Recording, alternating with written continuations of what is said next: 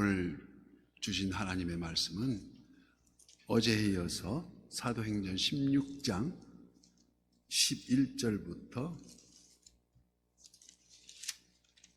18절까지 16장 11절부터 18절까지 교독하고 마지막 절은 합독합니다. 11절부터입니다.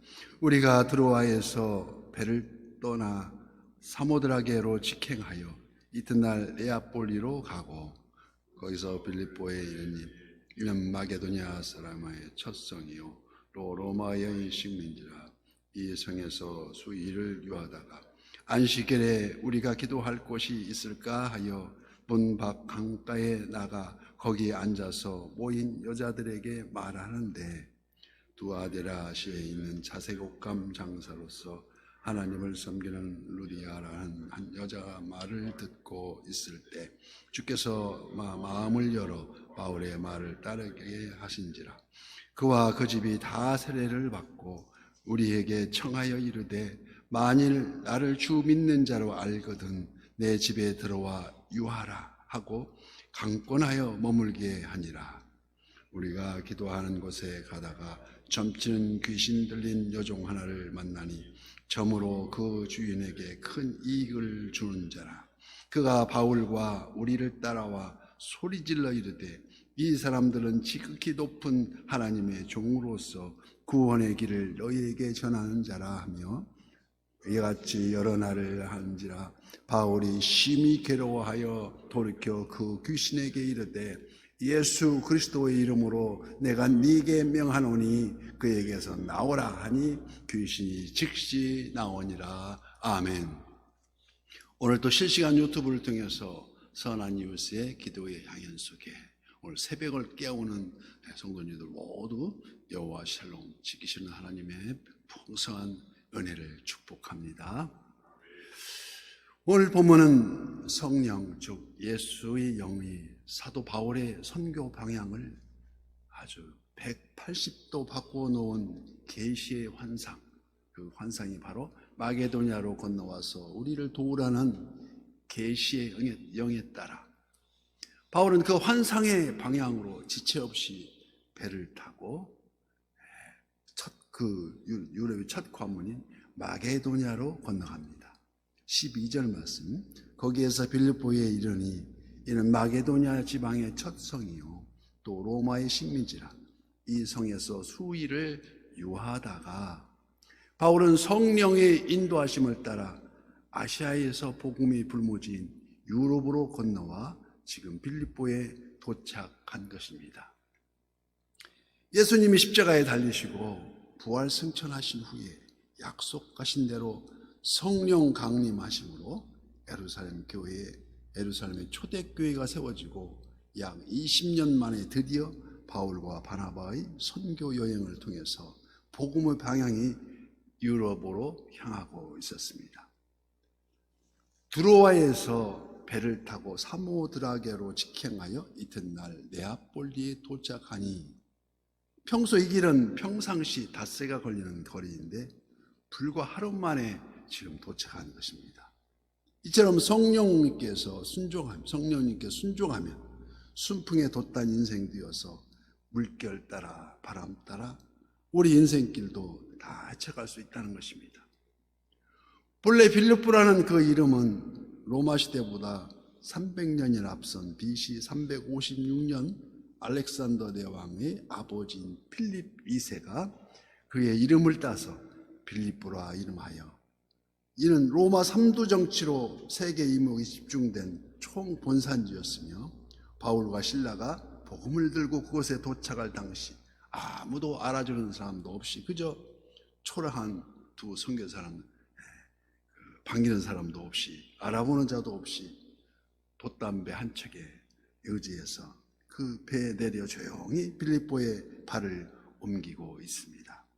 이는 마치 우리 한국 교회사에 마찬가지로 우리 장로교회 언더우드 선교사님과 아펜젤로 감리교 선교사님이 인천 제물포항에 내려서 그것도 1885년 부활절 날에 같이 내렸는데 아무도 반겨준 사람 없이 그들과 똑같은 모습이었습니다. 그러나 바울과 실라, 그런 이 두 사람의 복음의 인류 역사는 완전히 세계 역사의 판도를 바꾸게 됩니다. 이는 즉 하나님의 뜻에 준행하면 우리 주님 영광을 받으신다는 의미입니다. 사도 바울 일행은 빌립보에서 안식일이 되자 기도처를 찾았습니다.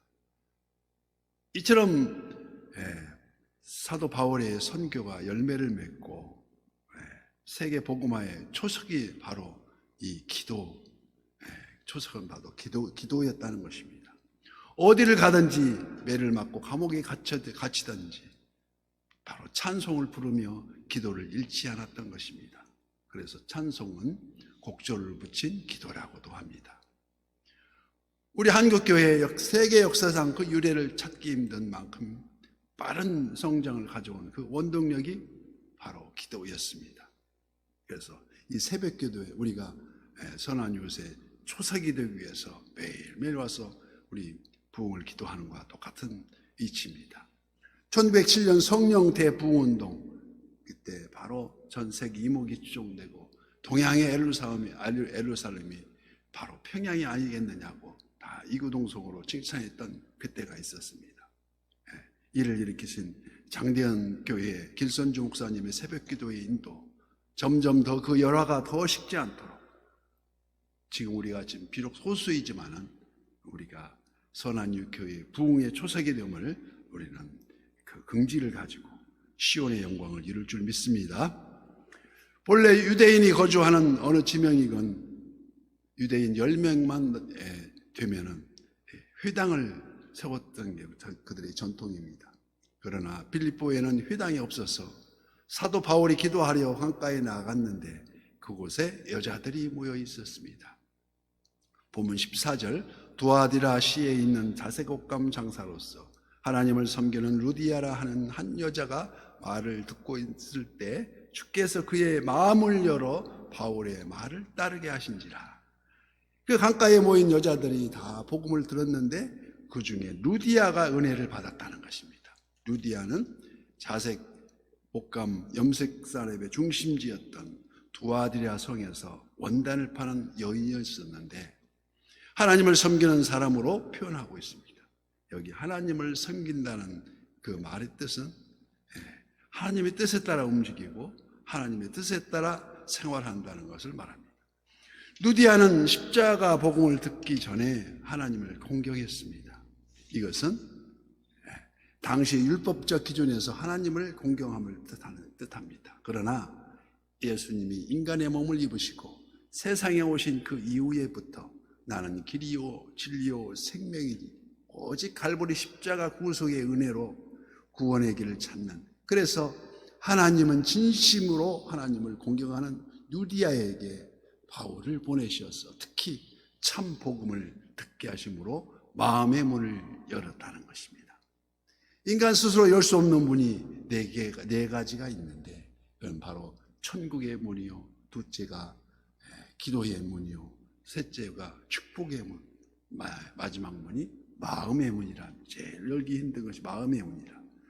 그래서 우리가 천국문은 우리 예수 그리스도를 구주로 믿어서 영접하는 자, 곧 그 이름을 믿는 자들에게 주는 하나님의 아주 특선된 아주 그 특정한 자에 열어주는 그 문이었고, 두 번째 축복의 문, 우리 대표적인 축복의 문이 우리가 개인적으로 생각할 때 바로 복 있는 사람의 그 가는 길, 바로 시편 1편의 말씀이 함축하고 있습니다. 어떤 사람입니까? 복 있는 사람은 악인의 길을 쫓지 아니하며 주인의 길을 서지 아니하며 오만한 자의 자리에 앉지 아니하며 오직 여호와의 길을 오직 여호와의 말씀을 묵상하는 자라고, 그 축복의 문이 바로 하나님이 축복하는 길이 주야로 묵상하는 자가 열어주는 문이고, 세 번째 그 기도의 문, 이는 바로 불의한 재판관에 호소하는 과부의 비유처럼 끝까지 간청하는 자에게 열어주시는 하나님의 그 문입니다. 우리가 새벽마다 와서 하나님께 끈질기게 우리 과부의 비유, 호소하던 과부처럼 끈질기게 하나님의 기도의 문을 열어야 될 줄 믿습니다. 다음에 제일 열기 어려운 게 마음의 문이라고 합니다. 가장 열기 힘든 문. 그래서 오죽하면 물에 물 탄 듯 술에 술 탄 듯한 라오디게아 교회에 우리 주님은 일침을 가합니다. 볼지어다 내가 문 밖에 서서 두드리노니 누구든지 내 음성을 듣고 문을 열면 내가 그에게로 들어가 그와 더불어 먹고 그는 나와 더불어 먹으리라고 말씀하는, 그게 바로 마음의 문입니다. 성화에서 보면 문고리가 없는 문 앞에 두드리고 계십니다. 주님께서. 왜? 그 마음의 문, 자기가 열어줘야 열어지는 마음의 문이기 때문입니다. 그래서 루디아의 그 마음을 열어 복음을 받아들였던 것이 바로 오늘 보면 15절 말씀과 같이 그와 그 집이 다 세례를 받고 우리에게 청하여 이르되 만일 나를 주 믿는 자로 알거든 내 집에 들어와 유하라 하고 강권하여 머물게 하니라. 이와 같이 루디아의 집에서 예배를 드리기 시작하면 바로 그 유명해진 빌립보 교회입니다. 바로 선교의 교두보 역할을 했던 빌립보 교회. 그래서 루디아는 유럽 최초의 교회를 세우는 일에 헌신하였고 사도 바울이 또 다른 지역으로 떠난 후에도 여전히 든든한 후원 교회로 교두보 역할을 이어갔던 교회가 바로 빌립보 교회입니다. 하나님 나라의 복음 선포는 오직 그분의 자녀와 그의 나라인 교회에 주어진 특권입니다. 그런데 하나님의 백성이 세속과 연합하여 세상과 연합하여 이 특권을 세상과 나누는 그 순간부터 교회는 타락한다고 하는 것입니다. 중세 교회가 바로 그런 세속 권력 위에 군림하여서 교회와 세속과의 연합을 이루면서 교회가 타락하고 교회 근대사회 이 시대를 암흑기라고 부릅니다.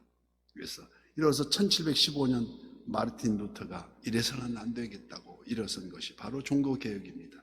그 기치를 들고 우리 개신교의 서막을 열었던 것이 바로 그 당시에 연옥설과 비례해서 매관매직을 성행했던 그 사도들의 행적을 바라볼 수 있습니다. 사도행전은 성령님의 역사하심과 더불어 사탄 마귀의 회방이 줄기차게 따라붙습니다. 빌립보의 두 여인들을 모두 사도 바울의 일행을 도우려 했습니다.